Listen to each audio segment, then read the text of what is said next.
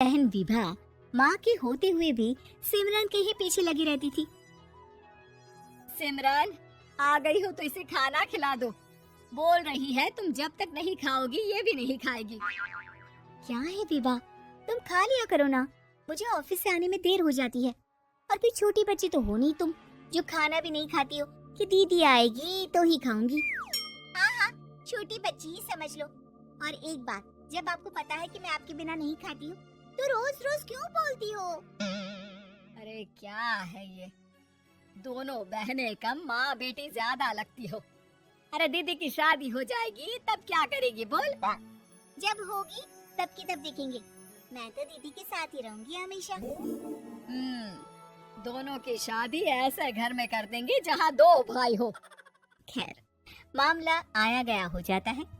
एक दिन सिमरन के पापा जब घर आते हैं, तुम लोगों के लिए अच्छी खबर है। वर्मा जी है ना मेरे दोस्त, उन्होंने सिमरन बेटी के लिए रिश्ता बताया है।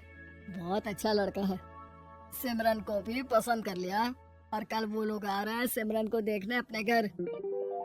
सिद्धांत अपने माता पिता के साथ सिमरन को देखने आता है। उसे सिमरन अच्छी लगती है और शादी तय हो जाती है। सिद्धांत की माँ कहती है, अब तो हम लोग ले जाएंगे जल्द ही अपनी सिमरन को यहाँ से। अरे हाँ हाँ, क्यों नहीं, आपकी ही है अब तो हमारी बेटी। दूर खड़ी विभा सब सुन रही होती है। अब तो दीदी की शादी हो जाएगी, फिर तो वो चली जाएंगी। दीदी के बिना मैं कैसे रहूंगी? कुछ न कुछ तो करना ही होगा जिससे दीदी की शादी ही ना हो। सभी के जाने के बाद क्या शादी के बाद दीदी हम लोगों के साथ नहीं रहेंगी? अरे नहीं तो फिर क्यों रहेगी? शादी हो जाएगी तो अपने घर चली जाएगी ना। तो मैं भी जाऊंगी उनके साथ, मेरा भी सामान पैक कर देना। अरे कैसे बात कर रही हो विभा, दीदी के ससुराल छोटी बहन नहीं जाती। हाँ, कभी कभी जाकर मिलाना और रोज फोन पर भी बात कर लेना, ठीक है? नहीं पापा, आप तो जानते हैं मैं दीदी के बिना खाना भी नहीं खाती, ना ही मुझे उनके बिना नींद आती है। सिमरन बहन की बात सुनकर इमोशनल हो जाती है। अगले दिन से विभा खाना खाना छोड़ देती है। लोगों के लाख समझाने के बाद भी विभा ना खाती है ना ही सोती है। अंत में हार मानकर सिमरन सिद्धांत से मिलती है। सिद्धांत, मेरे मम्मी पापा ने बचपन से ही विभा और मुझे साथ रखा। वो मुझसे बहुत जुड़ी है। मुझे उसकी टेंशन रहेगी शादी के बाद, क्योंकि वो मेरे बिना नहीं रह सकती है। अरे ये तो छोटी सी बात है, वो हम लोगों के साथ हमारे घर में रह सकती है। जब उसकी अकल आ जाएगी या वो समझ जाएगी कि तुम्हारा घर वो नहीं बल्कि ये है, तो हम उसे घर छोड़ाएंगे, ठीक है? सिमरन खुश हो जाती है क्योंकि वो यही चाहती थी। वो माँ पिता से बात कर लेती है। अरे कैसे बात कर रही हो सिमरन, भला बेटी के ससुराल में हम छोटी बहन को कैसे भेज दे? जमाना क्या कहेगा? अरे तो पागल हो गया है, मना कर दे। इस शादी में इन लोगों का तो ये चलता ही रहेगा, कभी बहन यहाँ आ रही है, कभी वो बहन के पास जा रही है। अरे शादी हो रही है, कोई मजाक थोड़ी ना हो रहा है ना बाबा ना। माँ कैसी बात कर रही हो? सिमरन से मैं जुड़ाव महसूस कर रहा हूँ और इतनी सी बात के लिए इतनी अच्छी लड़की को कैसे छोड़ सकता हूँ? सिद्धांत की भी जिद होती है कि वो सिर्फ सिमरन से ही शादी करेगा, और होता भी वैसा ही है। सिद्धांत और सिमरन की शादी हो जाती है और दहेज में आ जाती है विभा। शादी के बाद बुआ सास कहती है, अरे माँ ना, साली आधी घर वाली होती है, लेकिन ये क्या, तुम तो उसे घर ही ले आए। तभी चाची कहती है, सिद्धांत को तो हम लोगों ने सीधा समझा था, लेकिन सबसे तेज तो यही निकला। अरे देखो कैसे दहेज तो नहीं लिया, लेकिन साली पर कब्जा कर लिया।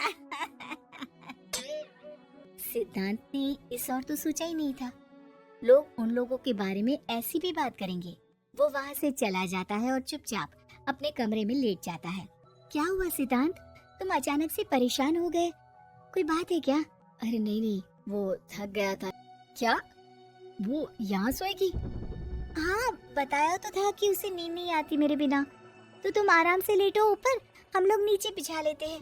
अरे नहीं नहीं, तुम दोनों आराम से लेटो ऊपर, मैं माँ पापा के रूम में जा रहा हूँ। सिद्धांत वहाँ से दूसरे कमरे में चला जाता है, जहाँ सिद्धांत के पिता उससे कहते हैं, क्या बात है बेटा, तू उस कमरे में क्यों नहीं सो रहा?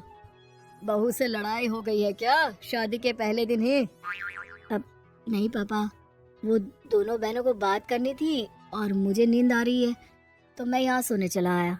अगले दिन सिद्धांत तैयार होकर ऑफिस जाता है। ऑफिस में लंच के वक्त दोस्त कहता है, क्या बात है सिद्धांत, इतना सारा खाना एक ही दिन में? हाँ यार, वो सिमरन को खाना बनाने का शौक है तो उसी ने बनाया है। यार हम लोगों की तो सिर्फ एक ही बीवी है, इसकी तो दो है ना। सिद्धांत को गुस्सा आ जाता है। कैसी बात कर रहा है तू? अरे तू तो भाग्यशाली है जो बीवी के साथ साथ साली भी आ गई। अरे साली लोगों की तो आधी घरवाली होती है, तुझे तो पूरी की पूरी मिल गई। सिद्धांत का पारा अब 7वें आसमान में पहुंच जाता है। वो खड़ा होकर उस लड़के से लड़ने लगता है। हाँ, मेरी शादी में मेरी बीवी के साथ मेरी साली भी आई है, ये सच है, लेकिन सिर्फ कुछ समय के लिए, क्योंकि उसने सिमरन को बचपन से ही माँ की तरह देखा और यूं अचानक वो सिमरन से अलग नहीं रह सकती थी। इसलिए सोचो, अगर मेरी बीवी उसके लिए माँ का स्थान रखती है तो मेरा दर्जा क्या हुआ? तभी वहाँ बॉस आ जाता है। माफ करना सिद्धांत, यहाँ इस मेंटल लेवल के लोग हैं, जरूरी नहीं साली सिर्फ आधी घरवाली ही हो, कभी वो छोटी बहन तो कभी बेटी भी होती है। वेल डन सिद्धांत। सिद्धांत को अब ऑफिस में कोई कुछ नहीं कहता, लेकिन आस पड़ोस का वो तो वही हाल रहता है। सिद्धांत ऑफिस से घर की ओर आ रहा होता है कि रास्ते में उसे अपनी कॉलोनी का दोस्त मिल जाता है। क्या बात है, चेहरे की चमक बता रही है, शादी से बड़ा खुश है तू, क्यों? हाँ यार, अच्छी लड़की और अच्छा परिवार मिलना कहाँ होता है जल्दी आजकल। यार हमें भी दिला देना ऐसा परिवार जहाँ एक के साथ एक फ्री की स्कीम चल रही हो। सिद्धांत को फिर गुस्सा आ जाता है। वो दोस्त को मारने के लिए हाथ उठाता ही है कि वहाँ विभा आ जाती है। अरे जीजू रहने दीजिए ना, ये लोग नहीं समझेंगे कि इंसानियत क्या होती है। ये सच है कि दीदी से कैसे दूर रहना ये मुझे पता नहीं था। आपने मुझे दीदी के पास रहने का मौका देकर ये समझने का मौका दिया कि लड़की का असली घर उसका ससुराल होता है। मैं समझ चुकी हूँ, मैं जा रही हूँ जीजू, लेकिन मैं खुश हूँ कि आपने मुझे अपनी छोटी बहन समझा। सभी उन लोगों को देखकर ताली बजाने लगते हैं। विभा अपने घर चली जाती है और सिद्धांत खुशी खुशी